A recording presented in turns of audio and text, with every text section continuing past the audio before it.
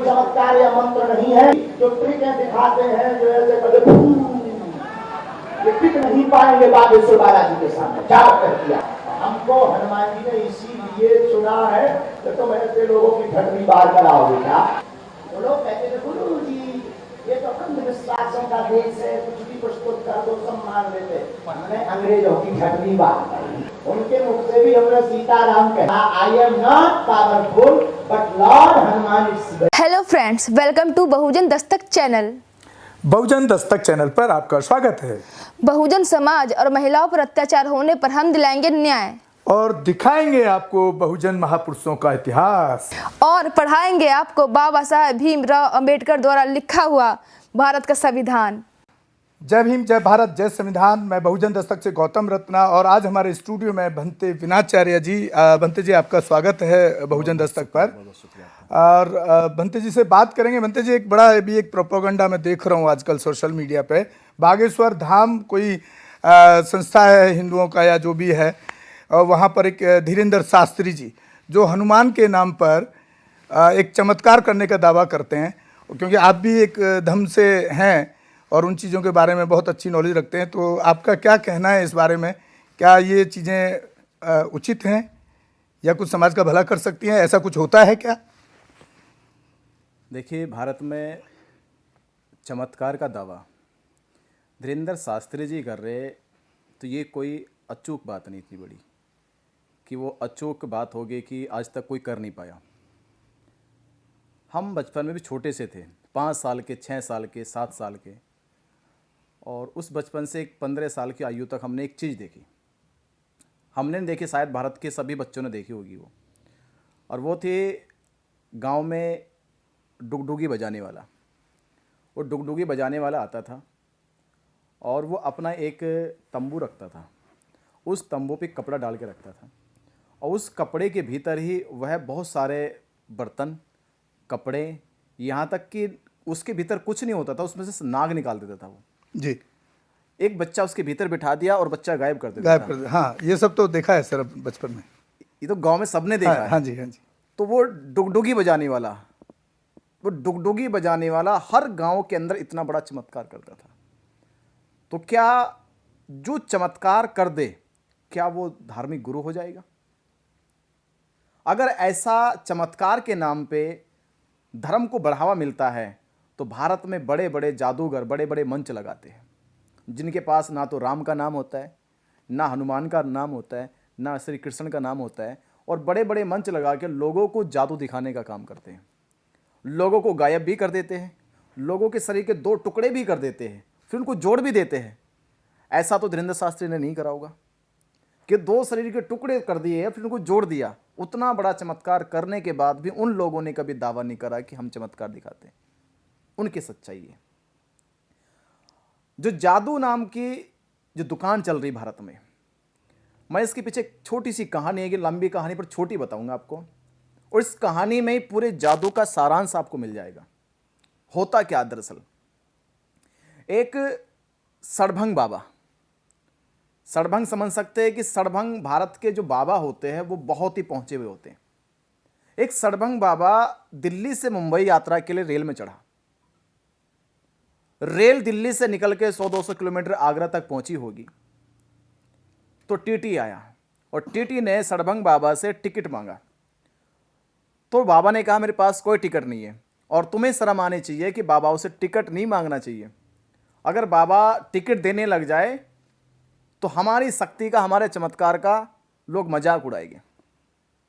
TT सरकार का, railway का कर्मचारी है, तो उसने तो टिकट लेना ही था, उसकी ईमानदारी थी। बाबा ने टिकट देने से बिल्कुल इनकार कर दिया, मना कर दिया कि मैं टिकट नहीं दूंगा। अब टीटी गुस्से में बोला और उनको लताड़ने लगा, धमकाने लगा, उनके साथ गलत भाषा का उपयोग करने लगा। बाबा को गुस्सा आ गया और बाबा ने टीटी से कहा कि तुम्हारी रेल अभी रुकेगी, तुमने मेरी बेइज्जती करी है, मैं तुम्हें और तुम्हारी ट्रेन को, तुम्हारे पायलट को भी श्राप देता हूं, ये ट्रेन अब यहां से जाएगी नहीं आगे। जैसे ही बाबा ने श्राप दिया, ट्रेन जाम हो गई। ट्रेन का इंजन भी चल रहा पर ट्रेन नहीं चल रही।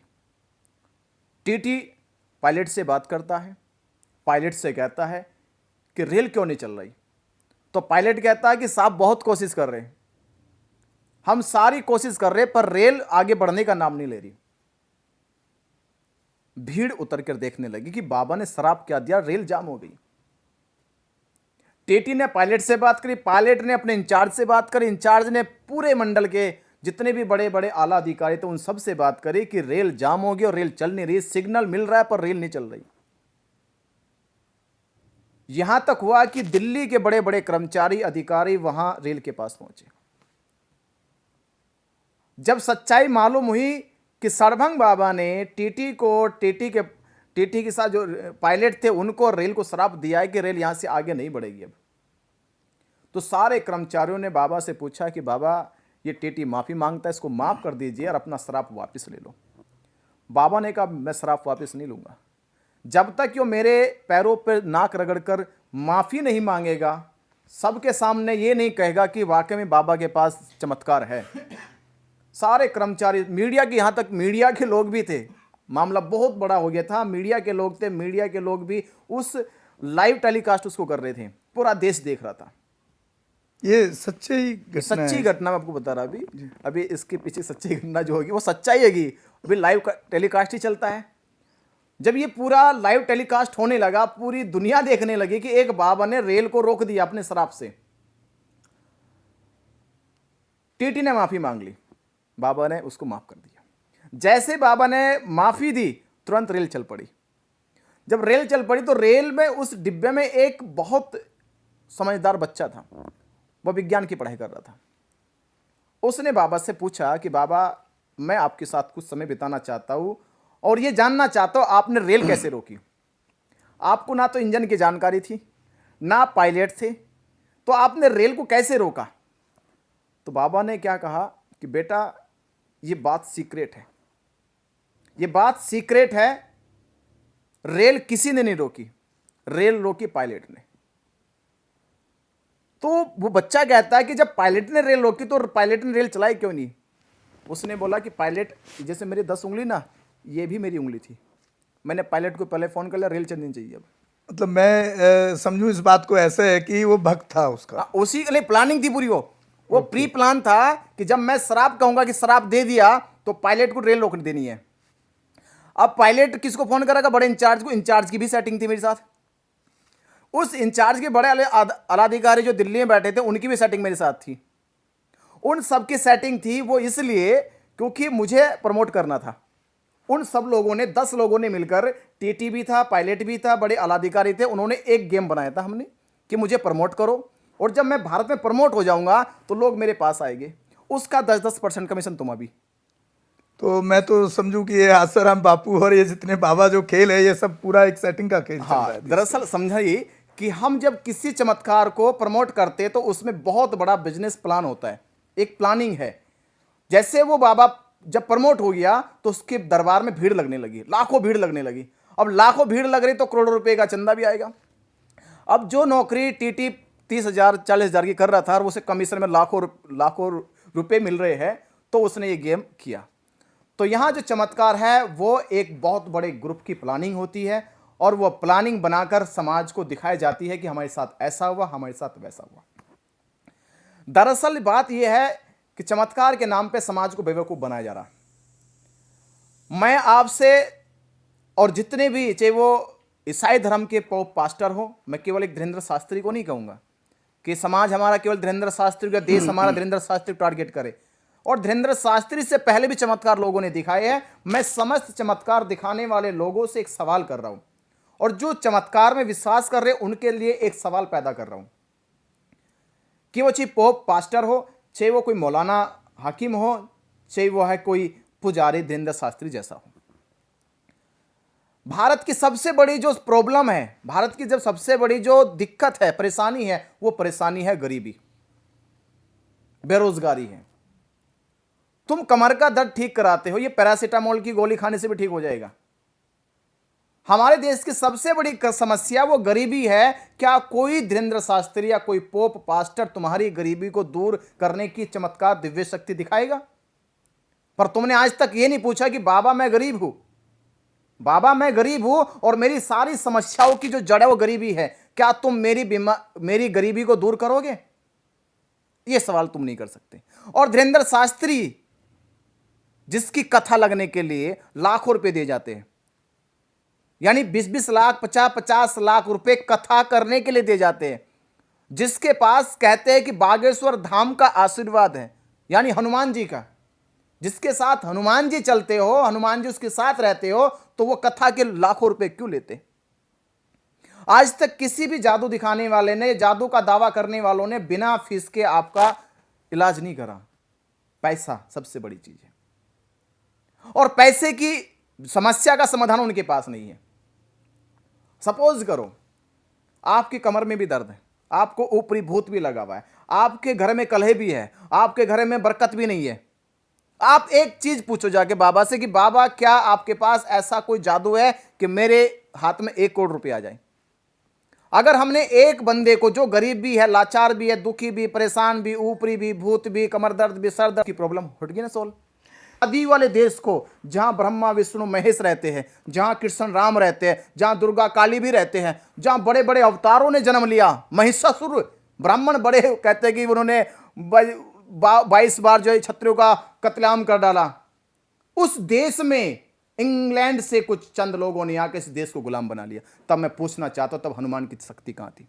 तब राम का तब तलवार कहां थी? तब राम का धनुष कहां था? तब कृष्ण का सुदर्शन चक्र कहां था?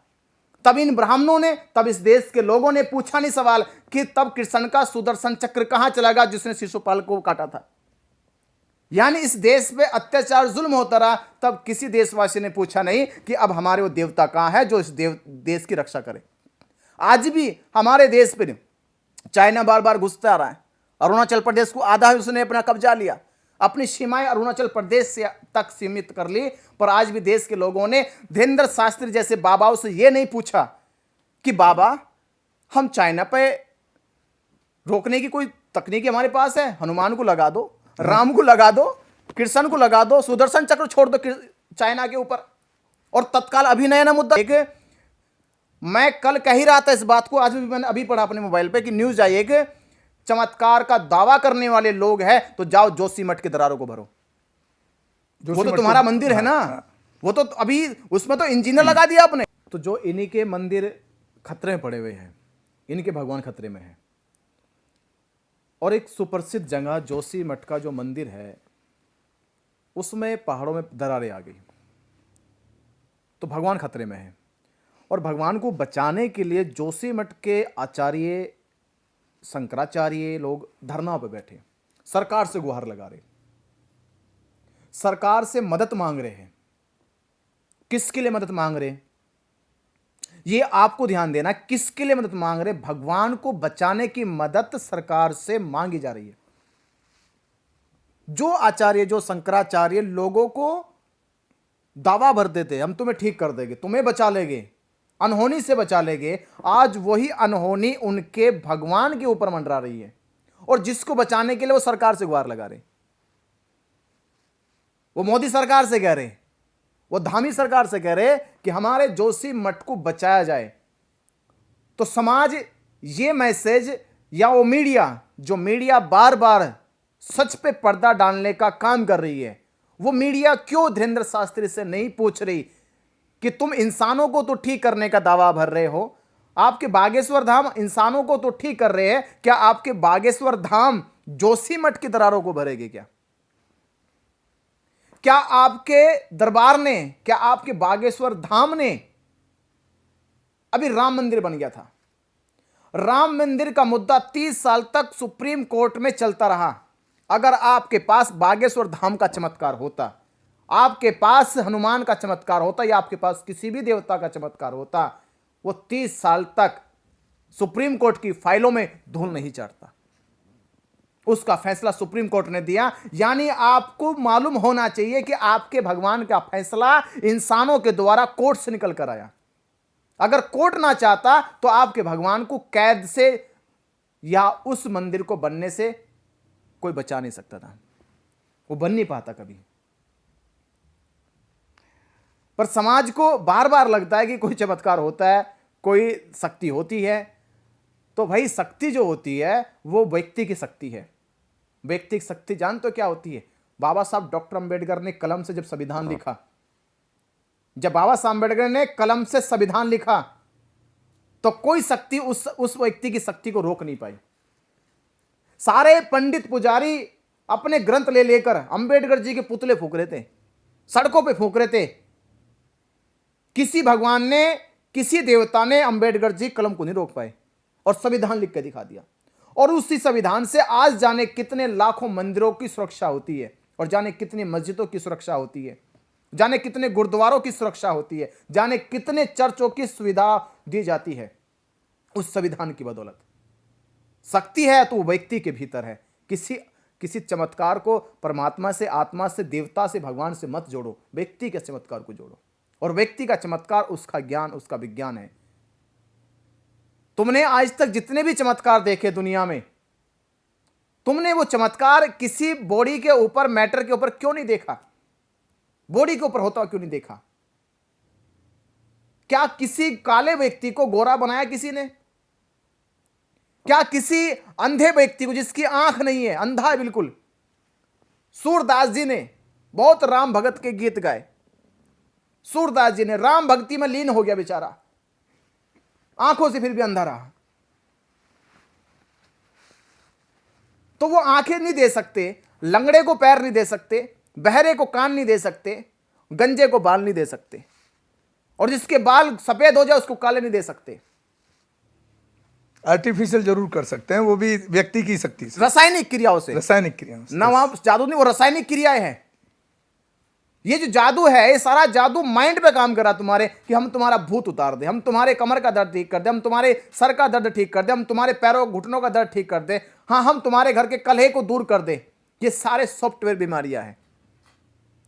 तो मेरे भाइयों, मेरे देशवासियों, आपको बीमारी मिटानी है। वो सबसे बड़ी बीमारी है गरीबी। अगर किसी बाबा ने तुम्हारी गरीबी का इलाज कर दिया तो समझ लो तुम्हारा इलाज हो गया, वरना कोई संसार में जादू नहीं है, कोई जादू नहीं है। मैं भारत का एक व्यक्ति का नाम जोड़ लूंगा, फिर एक नाम जोड़ लूंगा, और ये सारे बाबा उसके पैरों की धूल नहीं थे। जितने भी आज के बाबा है उसके पैरों की धूल तक भी नहीं थे, और उसने एक रत्ती भर भी चमत्कार नहीं दिखाया। और ना उसने राम का सहारा लिया, ना कृष्ण का सहारा लिया, इनके तो विरोधी था। ना अल्लाह का सहारा लिया, ना परमात्मा का सहारा लिया, ना खुदा का सहारा लिया। Sir I think Kabirdas ji एक व्यक्ति नहीं, मैं ज्यादा, कबीर साहब तो बहुत पुराने हो जाएंगे। अच्छा। मैं अभी के व्यक्ति, ज्यादा नहीं है, 30 साल पहले बस वो व्यक्ति गया, 30 साल पहले, और 30 साल अपना काम किया उसने। 1960 से और 1990 तक अपना खेल खेला उसने। भारत में एक ऐसा व्यक्ति जिसने बिना सहारे के अपने व्यक्तित्व की छाप भारत ने पूरी दुनिया मनवा दी, वो ओशो था। ओशो का नाम सुना आप लोगों ने? ओशो ऐसा व्यक्ति, कभी चमत्कार का दावा नहीं करा उस व्यक्ति ने, रत्ती भर चमत्कार नहीं दिखाया किसी को, और बड़े बड़े चमत्कारी बाबा उसके घुटनों के सामने धूल के बराबर। बाबा एक्टर, बड़े बड़े एक्टर चले गए, एक्टर क्या चले गए, नेता क्या चले गए, बिजनेसमैन क्या चले गए, उसके सामने चले गए, और पूरे वर्ल्ड के लोग, पूरे वर्ल्ड के बड़े बड़े। अरे व्हाइट हाउस में उसके संसद में चर्चा होती थी, व्हाइट हाउस में उसके ऊपर संसद बैठाई गई, सऊदी अरब में उसके ऊपर संसद बैठाई गई, जिससे पूरी एशिया के बड़े बड़े अरबी देश कांपने लगे। यूरोप के, अमेरिका जैसा देश, इंग्लैंड जैसा देश हिल गया। उसे कहते संत, जिसने चमत्कार का दावा नहीं भरा पर लोगों के माइंड चेंज कर दिए, लोगों के माइंड बदल डाले। राम भी उसका कुछ नहीं बिगाड़ पाया, कृष्ण उसका कुछ नहीं बिगाड़ पाया, ब्रह्मा उसका कुछ नहीं बिगाड़ पाया। सबके खिलाफ वो तथ्य रखते थे, उनके खिलाफ तथ्य रखते थे जी। और किसी बाबा में उसके पास जाने की हिम्मत तक नहीं थी। इससे कहते संत, अगर हो तो ऐसी कला हो। ये डमरू वाला चमत्कार दिखा गए, डुगडुगी बजाकर तुम लोगों कहते कि हम तुम्हारा ये ठीक कर देंगे, वो ठीक कर देंगे। तो मेरे भाइयों, इस देशवासियों, ये चमत्कार के नाम पे आपको बेवकूफ और महाबेवकूफ बनाने का काम किया जा रहा। अरे जिंदगी जीनी है तो नैतिक होके जियो बस। जिसको नैतिक ज्ञान हो गया ना, उसे कोई भय नहीं, उसको कोई डर नहीं है। तो हम तो यही कहेंगे आपके चैनल के माध्यम से कि समाज अगर अपनी आर्थिक स्थिति को बदल ले, अपनी अशिक्षा से मुक्ति पाकर शिक्षित हो जाए और अपने सामाजिक गठजोड़ मजबूत कर ले। वो 3 परिवर्तन कर लो अपने जीवन में, तुम आर्थिक परिवर्तन कर लो, शैक्षिक परिवर्तन कर लो और सामाजिक गठजोड़ इतना मजबूत बना लो, इतना भाईचारा पैदा कर लो, ना तुम हिंदू जाने जाओ, ना तुम मुस्लिम जाने जाओ, ना तुम बौद्ध जाने जाओ, ना तुम ईसाई जाने जाओ, ना तुम जैन जाने जाओ, बस तुम एक इंसान जाने जाओ। अगर तुम्हारे अंदर इंसानियत का भाव आ गया, फिर तुम्हारे ऊपर कोई धर्म हावी नहीं हो सकता और ना तुम्हारा कोई गलत इस्तेमाल कर सकता। तुम ये गठजोड़ पैदा कर लो। तो मैं तो यही कहूंगा कि समाज को बेवकूफ बनाने में यहां जितना रोल पाखंडियों का है, उतना रोल यहां मीडिया का चल रहा है। मीडिया ने यहां देश को बर्बाद करने में, समाज को बर्बाद करने में 1% कमी नहीं छोड़ रही, 1% कमी नहीं छोड़ रही। आज की मीडिया पूरी तरह से ये कह सकते जैसे पहले